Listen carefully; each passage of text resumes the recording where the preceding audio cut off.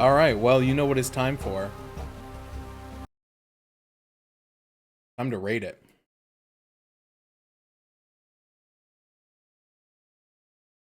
So I got to bring that up so it'll capture the spreadsheet here. Makes me look like a ghost. I wish Google Sheets had a dark mode. I wish Outlook, or not Outlook, Excel had a dark mode, but because like you can technically turn all the cells like dark gray or black, it does not function in dark mode at all, which is kind of a bummer because even like I use Word in dark mode at this point in time. Like I use just about everything, but all right. I meant to go back to TMNT 2003 and look up what I said the scores were. I know that the final aggregate was a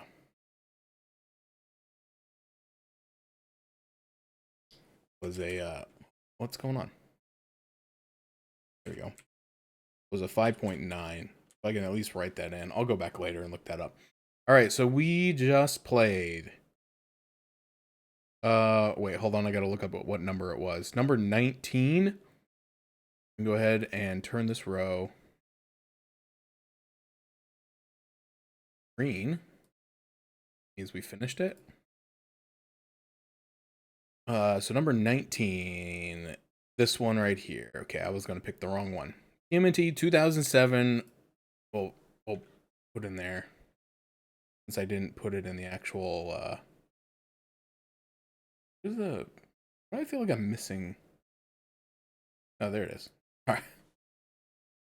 But for clarification, this is the Nintendo DS version. All right. So let's begin. Graphics. So again, I'm gonna try to keep this like comparing it to other Nintendo DS games, not modern stuff. For what it was worth, I did not find the graphics to be offensive. Like they weren't bad.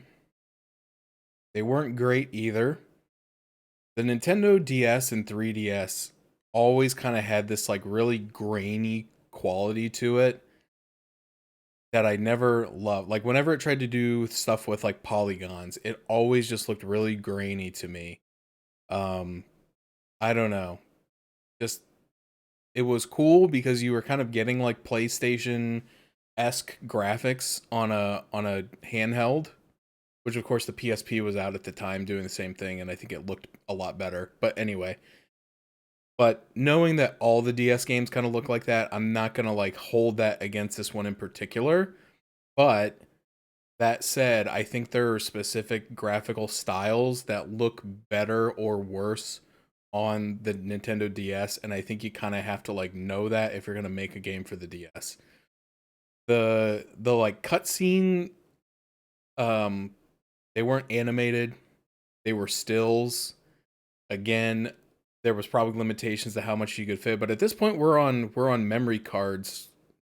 I don't know what the capacity of a DS cartridge was, but it was probably bigger than you think.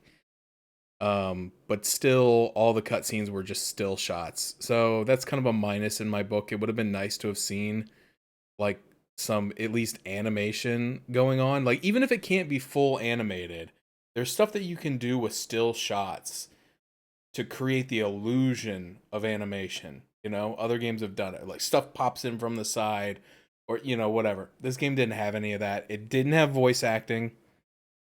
Um Again, that was kind of a hit or miss thing on Nintendo DS. Some games had it, some games didn't. This game did not.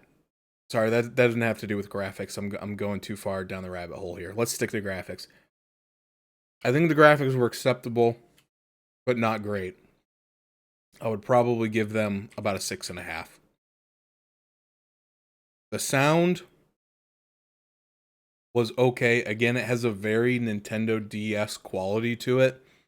Like it's always a little bit garbled. And again, there were some games that figured out how to not have it sound like that. I think about some of the stuff like Pokemon and things like that. They had a pretty decent soundtrack and sound effect thing. This all just kind of sounded just a little fuzzy. There just wasn't a quality to it.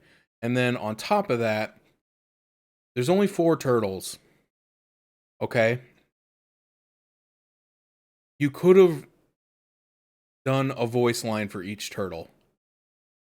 They only did 2 voice lines. And so Leonardo and Michelangelo both say Yahoo at the end of the stage. And Raphael and Donatello both say, yeah, at the end of the stage in the same voice. They didn't even record different. That's a little bit lazy. Other than that, there was not a lot of sound going on when you're jumping. Now, you could argue ninjas are supposed to be quiet, so maybe there shouldn't be a lot of sound going on. But the music was okay. Again, it wasn't great. It kind of had that kind of fuzzy quality to it. It wasn't really memorable. Like, I'm not going to be humming any of that music tomorrow. It was just kind of there. And then, of course, there was the stage where it wasn't there. Just randomly. That only stage didn't have music.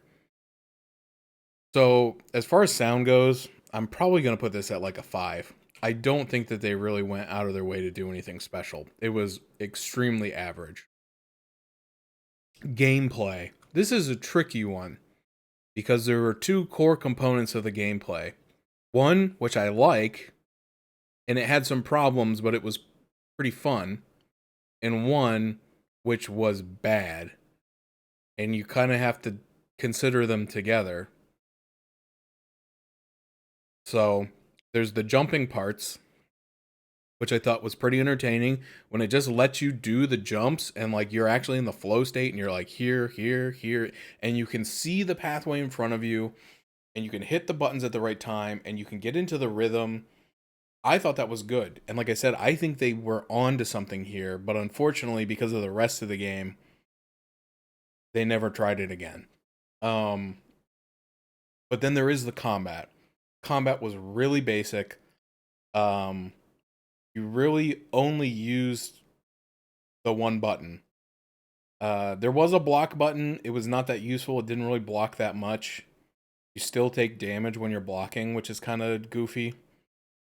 And then there was uh, the charge attack was on a different button, and the finisher was the same button as the charge attack. So even though there's only 4 basic things you can do, and there's 4 buttons on the controller, they made 2 of the actions the same button. Why? Anyway, there's also shoulder buttons, completely unused. Completely unused. And the touchscreen, that's another thing. Let's talk about it. This is a DS game. That was kind of the big thing about the DS is it had this second screen and it's a touch screen. It made almost no use of it. There were no even gimmicky stuff. Like, give me some gimmicky touchscreen puzzles. Come on. The only thing that you could do on the touchscreen, menu navigation, and then in combat, you could press the touchscreen to summon your brothers to do an assist. I could not consistently get it to work. I think towards the end I was kind of figuring it out.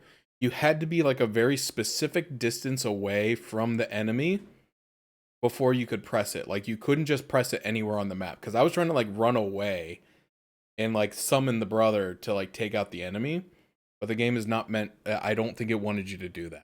It wanted you to be at a very specific distance to do it. So anyway, all that considered, if I'm rating them separately, I would give the platforming combat or the platforming sections of the game probably like a 7.5 because I really at sometimes enjoyed it. It was a little clunky, that's why I'm not giving it higher.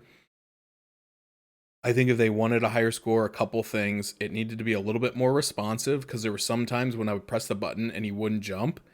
So I would try one of the other buttons thinking I maybe had the wrong one and they wouldn't work either. And I would go back to the first button I pressed and it would suddenly work. And then some of those hold down sections, I feel like those just kind of slowed the whole thing down a bit too much. If I don't mind them, but if they could have just been a little quicker, if the timing could have been a little quicker, and if the ones where you're sliding and you have to hold it and let go could have been a little bit more on the responsive side, because I feel like the window was too tight on those, and I missed several of them. So I think it was a good concept, but I think it needed some work. So about a 7.5 for that part. Then for the combat, it was bad. Real bad. Now, I will give them props for eventually introducing some additional moves, like the finisher, the spin attack, the dodge roll, which was barely ever used.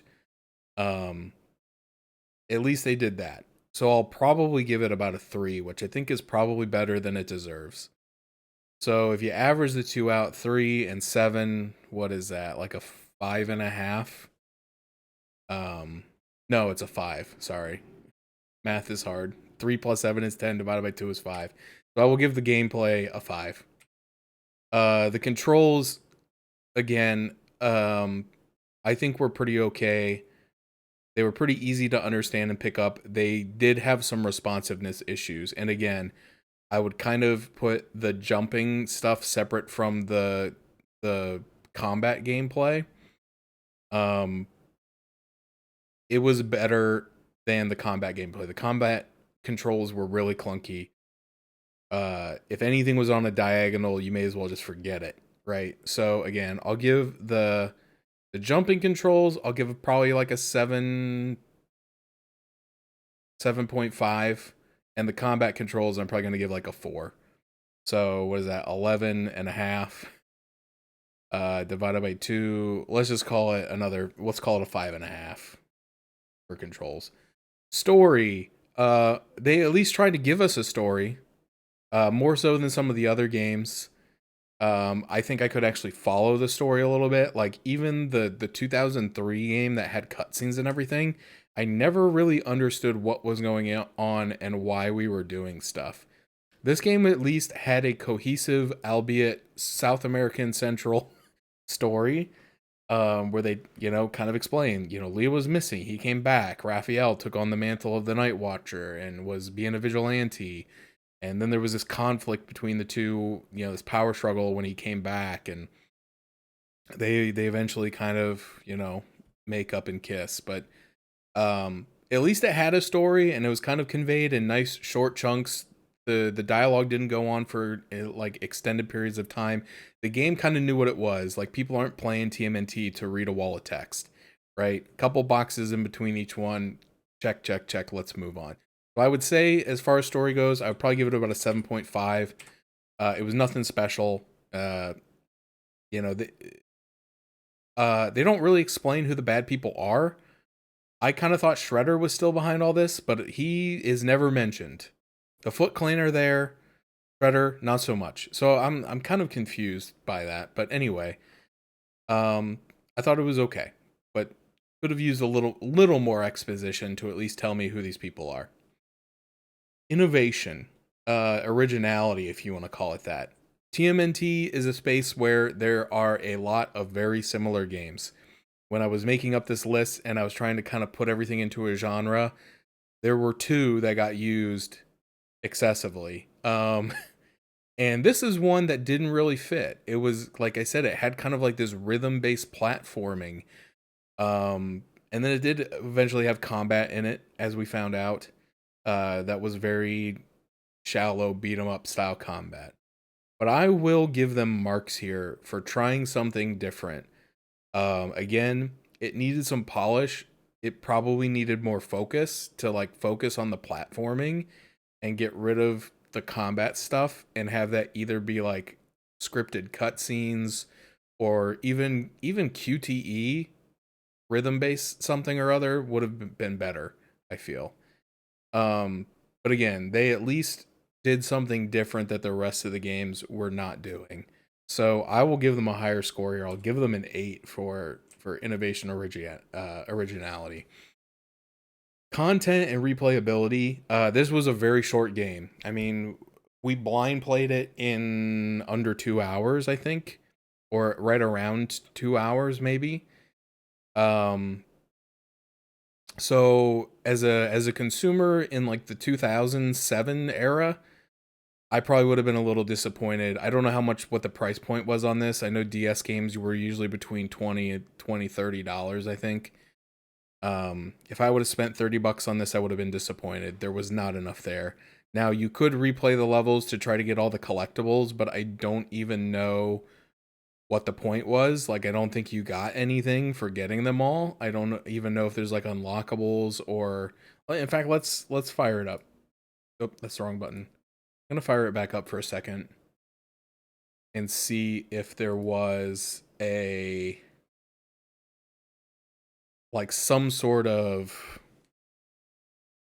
a gallery or something that you can look at things. There's story, there's multiplayer, and there's options. I can watch the credits again.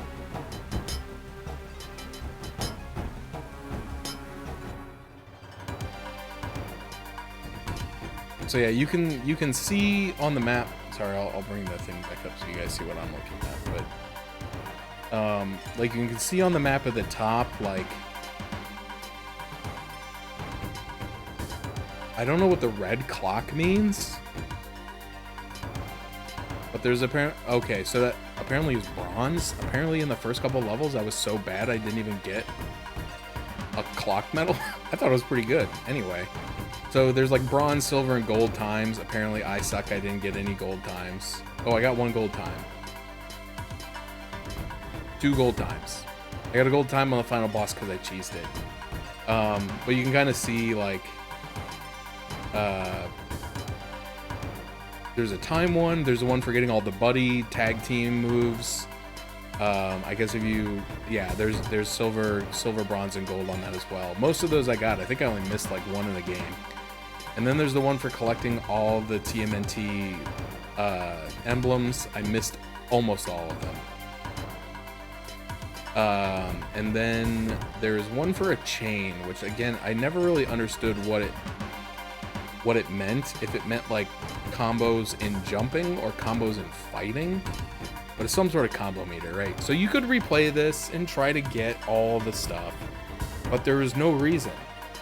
As far as I know, you don't get anything. So, oops, I just started a level. This level. I want to leave.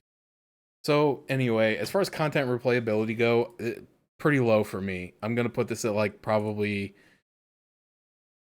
Ooh, woof, this feels bad, but I'm going to give it a 4. Like I said, paying $20-$30 for a 2-hour long game that in all reality, I do not feel that I would ever want to play this again.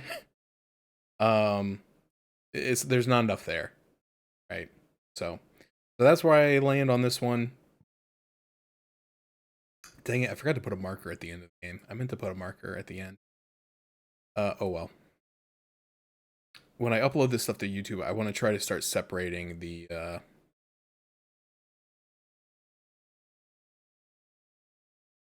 review out from the gameplay, and I just I forgot. That's okay. Oh, wait a minute. I can see... Oh, this is the calculator that I had up the other day when I was scoring TMNT 2003. Sorry, let me do this real quick. TMNT 2003 for the GameCube for 20. So I gave it a 9 on graphics. I think gameplay is what I gave a 4.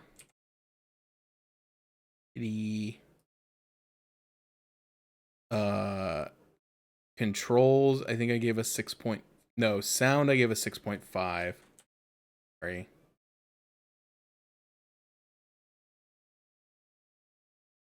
And gameplay, I think I gave a 4.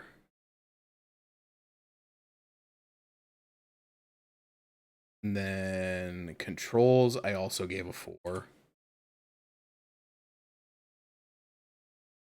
Story, I gave a 6. Innovation, I gave a 4.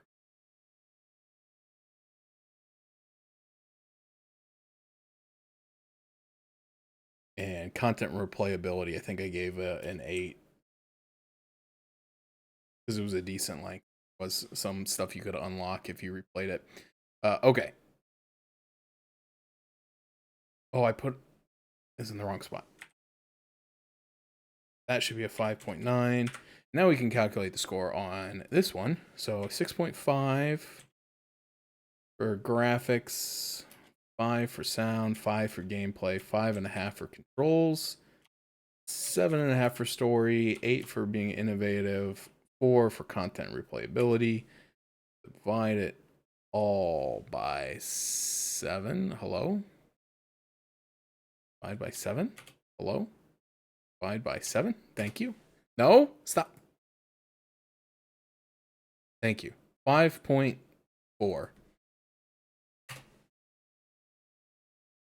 5.357, but I'm going to round it up to 5.4 because I'm being generous.